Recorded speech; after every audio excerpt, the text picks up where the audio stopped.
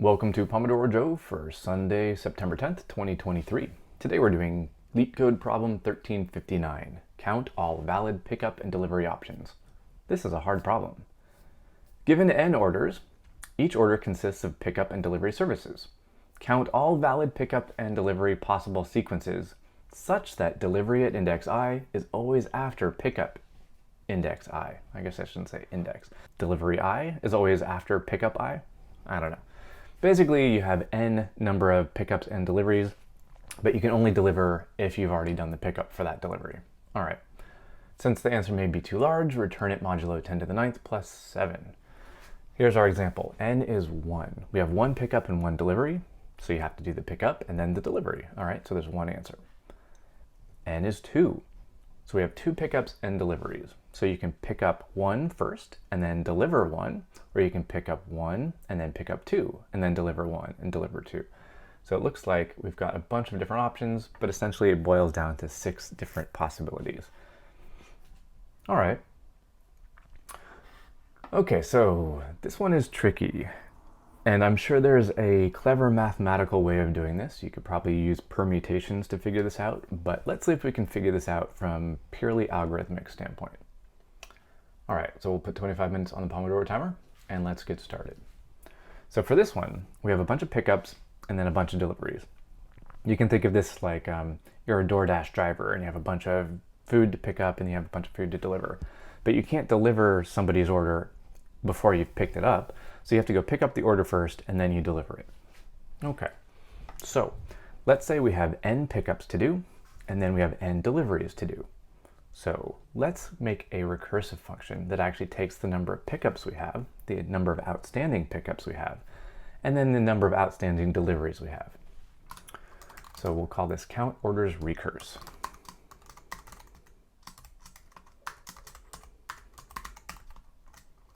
All right, so we have some number of pickups and some number of deliveries. All right, so this will be a recursive function. And with every recursive function, we'll want to do our base case first. So what's the base case here? Well, in this case, we are done when we have no more outstanding deliveries. So if our deliveries is equal to 0, we're done. Now, what do we return? Do we return 0? Do we return 1? Do we return something else, some result? So for now, I'm just going to return, and we'll come back to what we return in a minute. I'll do return question mark, so this won't actually run.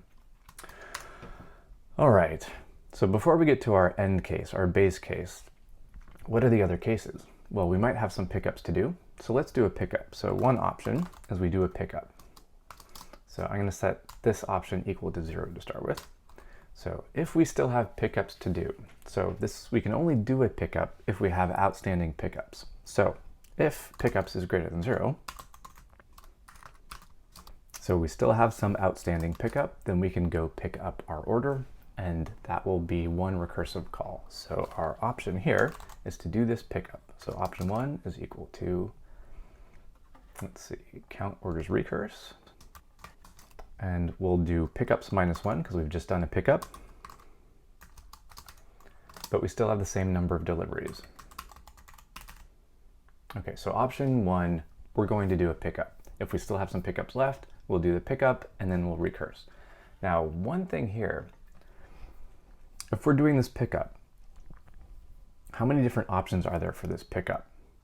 So this is where it's kind of like the permutation problem. Let's talk about permutations just for a second. Here's a side note. We have permutations. We have letters A, B, and C. How many different permutations of A, B, and C are there? Well, let's see. There's A, B, C, and then there's A, C, B. And let's see, can we start any, we can't start any more with A because we've done all the permutations that start with A, but we can start with B. So we can do B, A, C, and we can do B, C, A. And now we've run out of combinations that start with B, so we have to start with C. So we have C, A, B, and we have C, B, A. And I think that's it. These are all of our permutations of A, B, and C. It looks like we have 1, 2, 3, 4, 5, 6. Now if you notice, our first character here, the very first letter, we have 2 that start with A, 2 that start with B, and 2 that start with C. So there are 3 different options for our very first letter. We choose either A or B or C. We have 3 options. But once we choose one of those letters, we no longer have that letter as an option for the rest of our sequence. So once we choose a letter out of our 3, now we only have 2 letters left that we can choose from. Then we choose from one of those 2 letters, and then we only have 1 letter left, and we have to choose that letter. So we have 3 choices to begin with, and then we have 2 choices, so we multiply our 3 choices by the 2 choices we have left, and then we have 1 choice after that. So that's 3 times 2 times 1. So the very first character, we have 3 choices, then our second character, we only have 2 choices left, and our final choice, we only have 1 character we can choose from. So that's 3 times 2 times 1, and that's 6, which is exactly what we're looking for. All right, so now that we have a general idea of permutations, in this case, we have a certain number of pickups we can choose from. We can choose pickup number 1, pickup number 2, pickup number 3. So how many pickups can we choose from for this pickup? Well, that's basically how many pickups we have left. So let's take our pickups that we have left, and we'll multiply it by the number of options we have after we do this pickup. So this is just like that permutation. We'll do a pickup, we'll do one of the pickups out of our pickup number of pickups, and then we'll multiply the rest of our options by that pickups. All right, so that takes care of the pickups. Now we have option 2. So what if we don't do a pickup? What if we do a delivery instead? Let's see, can we do a delivery? I guess we can only do a delivery if we've done some pickup first. So how do we know if we've done a pickup that we haven't delivered? Well, if our pickups, this outstanding number of pickups, is less than the number of outstanding deliveries, that means that we've done a pickup, it's in our car, and we haven't delivered it yet. So that's how we know that we have deliveries that we can perform. So if our pickups is less than our deliveries, so this means that we have a pickup, we put it in our car, and we just haven't done the delivery yet. Now we can do our delivery. So option 2, let's do our delivery. So similar how we had our count recurse here, we'll do the same thing, but we'll have the same number of pickups, and we'll decrease our deliveries by 1. Now what about this multiplier? How many deliveries do we have to choose from? So let's just make a note here. This is current deliveries. So the current deliveries are the number of deliveries we can currently choose from. And then we'll multiply that by our count orders recurse for the rest of our pickups and deliveries.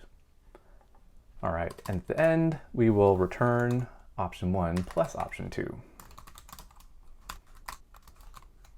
Okay, now this current deliveries, we haven't defined this yet. So what are our current deliveries? How many deliveries do we currently have in our car? Well, let's see. That's how many of our outstanding deliveries we have left minus the number of pickups we have. So initially, our pickups and deliveries will be equal. We have the same number of pickups and the same number of deliveries to perform. When we do a pickup, it's in our car. That means pickup goes down by 1. Our deliveries does not decrease yet. So our difference, the number of pickups that we have in our car, is essentially the number of deliveries we have left minus the number of pickups we have left. And that delta will give us the number of pickups that we've performed that we just haven't done the delivery for. And so that's our current deliveries. All right, now finally, out here, we have to kick the whole thing off. So we'll return our count orders recurse, and we have n pickups, and we have n deliveries. And then it also tells us we have to return this whole thing modulo 10 to the 9th plus 7. So we'll return that modulo 10 to the 9th plus 7. All right, now we have this one outstanding thing. When we get to the very end, we've done our last delivery. What do we return? Well, it looks like, based on our algorithm here, since we'll be multiplying every time by what we return from this count orders recurse, if we return 0 here, the whole thing will just end up being 0. So we need to return 1. So that way when we return and we do this multiply, we'll end up with some value for all of our pickups and all of our deliveries. All right, let's run this and see how it goes. Well, seems to work. Let's see if we can pass all the tests. Actually, I'm already convinced that this won't run in the time that we need, so let's preemptively add a cache right here. All right, now let's submit this and see if we can pass. And we pass. And let's see, we don't do very well at all. We only beat 5% for runtime and 5% for memory, so this is not the best algorithm. Now we can jump back here, try to make a couple improvements, like we don't need this current deliveries right here. We could do this, deliveries minus pickups, right here. So we could do this. All right. We could also use this mod. Let's store this in a variable here. And we could actually do this mod every time we return, which should make some of the math a little bit easier to perform. So we could do this mod. All right, let's try to see if it makes a little bit of a difference. Yeah, okay. Gets us up to 11% for runtime, 7% for memory, so not bad. All right, so this is the algorithmic way to do this. Now there is a mathematical way to do this. I guess it's still algorithmic, but I'll show you really quick. I think you can check those out here. I bet if we go to the top one. Yeah, so here's the top one. You have some result, you have your mod, so they store the mod just like we did. Their result starts as 1. Now they're going through from 2 to n plus 1. So this is essentially going to be from 2 to n inclusive. And what are they doing? They're taking their current result, they're multiplying it by this loop times 2, and then we subtract 1, and then that whole thing times I times 2 divided by 2 mod. Yeah, I have no idea how this works. If you want to do the math, you can check this out and do the math. Okay, well that is it for me. Hope you enjoyed this, hope you had fun, hope you learned something, hope you can go out and write better code.